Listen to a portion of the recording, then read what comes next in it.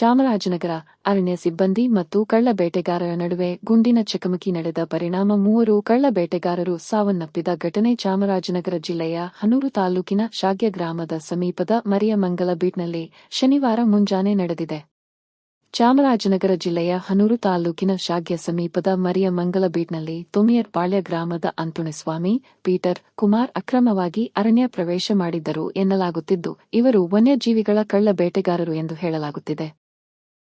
ಶನಿವಾರ ಮುಂಜಾನೆ ಮರಿಯಮಂಗಲದಲ್ಲಿ ಕರ್ತವ್ಯದಲ್ಲಿದ್ದ ಅರಣ್ಯ ಸಿಬ್ಬಂದಿಗಳು ಕಳ್ಳ ಬೇಟೆಗಾರರನ್ನು ಕಂಡ ಕೂಡಲೇ ಗುಂಡಿನ ದಾಳಿ ನಡೆಸಿದಾಗ 3 ಮೃತಪಟ್ಟರು ಎನ್ನಲಾಗಿದೆ.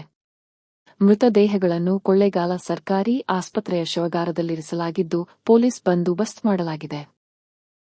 ತಾಲೂಕಿನ ಶಾಗ್ಯ ಗ್ರಾಮದ ಸಮೀಪದ ಮರಿಮಂಗಲ ಬೀಟ್ ಬಳಿ ಅರಣ್ಯ ಸಿಬ್ಬಂದಿಗಳು ಕಳ್ಳ ಬೇಟೆಗಾರರ ಮೇಲೆ ಗುಂಡಿನ ದಾಳಿ ನಡೆಸಿದ ಪರಿಣಾಮ ತೊಮಿಯರ್ ಪಾಳ್ಯದ 3 ಸಾವನ್ನಪ್ಪಿದ್ದ ಘಟನೆಯನ್ನು ಖಂಡಿಸಿದ ಮೃತರ ಸಂಬಂಧಿಕರು ಮತ್ತು ಗ್ರಾಮಸ್ಥರು ಹನೂರು ಅರಣ್ಯ ಇಲಾಖೆ ಕಚೇರಿ ಮುಂಭಾಗ ಮೃತರ ಪೋಸ್ಟರ್ ಹಿಡಿದು ಜಮಾಯಿಸಿ ಪ್ರತಿಭಟನೆ ನಡೆಸುತ್ತಿದ್ದಾರೆ.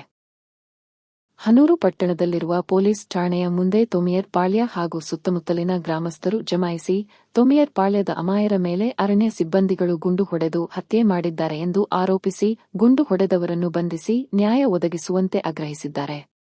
ಈ ನಡುವೆ ಪೊಲೀಸ್ ಅಧಿಕಾರಿಗಳ ಮುಂದೆ ಗ್ರಾಮಸ್ಥರು ತಮ್ಮ ಅಳಲನ್ನು ತೋಡಿಕೊಂಡಿದ್ದು, ಪೊಲೀಸ್ ಠಾಣೆಯ ಸಮೀಪವೇ ಇರುವ ಅರಣ್ಯ ಇಲಾಖೆಯ ಕಚೇರಿಗೆ ಪೊಲೀಸ್ ಸರ್ಪ ಕಾವಲು ಹಾಕಲಾಗಿದೆ. ಪ್ರಸ್ತುತ ಹನೂರು ಪಟ್ಟಣ ಬಿಗುವಿನ ವಾತಾವರಣದಿಂದ ಕೂಡಿದೆ. ಕಾನೂನು ಭಂಗ ಅವರು ಏನ್ ಮಾಡಿದ್ದಾರೆ, ನಮ್ಮ ರೈತರನ್ನ ಸೂಟ್ ಮಾಡಿ ಹಾಕಕ್ಕೆ ಪರ್ಮಿಷನ್ ಇಲ್ಲ. ಇವರು ಕಾನೂನು ಭಂಗ ಮಾಡಿದ್ದಾರೆ. ಇವರು ಹೇಳಿದ ಪ್ರಕಾರ ಒಂದು ಮಾತು ತಪ್ಪಿಲ್ಲದೆ ಕರೆಕ್ಟ್ ಆಗಿ ನಡ್ಕೋಬೇಕು. ಮನೆಯವರಿಗೆ ಚೆಕ್ ಮೂಲಕ ಇವಾಗಲೇ ಅವ್ರಿಗೆ ಕೊಡ್ಬೇಕು. ಈಗ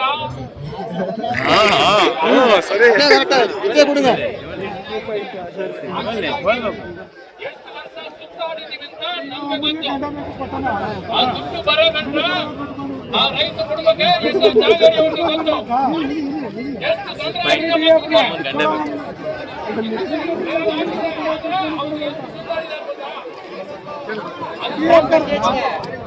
ಈ ಮಾತು ಕರೆಕ್ಟಾಗಿ ಇರಬೇಕು. ನೀರಿನ ಮೇಲೆ ಬರದ ತರ ಇರಬಾರ್ದು, ಕರೆಕ್ಟ್ ಆಗಿ ಇರಬೇಕು. ಇಲ್ಲಾಂದ್ರೆ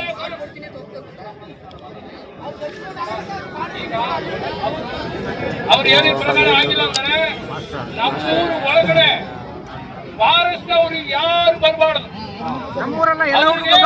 ತಿಂಡಿ ಕೊಡಬಾರ್ದು, ಮಜ್ಜಿಗೆ ಕೊಡಬಾರ್ದು, ಹಾಲು ಕೊಡಬಾರ್ದು, ಅನ್ನ ಹಾಕ್ಬಾರ್ದು.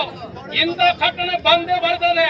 ಅವ್ರು ಹೋಗಿ ಚಿಂಕಾಲೆ ಆಳ್ಕಟ್ಟು ಕುಡ್ಕೊಳ್ಳಿ, ಆನಂದವಾಗಿ ಆಳ್ಕಟ್ಟು ಕುಡ್ಕೊಳ್ಳಿ, ಆಳ ಕಟ್ಕೊಂಡು ಉಳುಮೆ ಮಾಡಲಿ, ತಳ್ಳಲಿ, ಜಮೀನು ಒಳಗಡೆ ಮುಳುಗಬಾರ್ದು. ಇಂಥ ಪ್ರಕರಣ ಬರ್ತದೆ. ಇದು ಅದು ಅರಣ್ಯ ಎಚ್ಚರಿಕೆಯಿಂದ ನಡ್ಕೋಬೇಕು.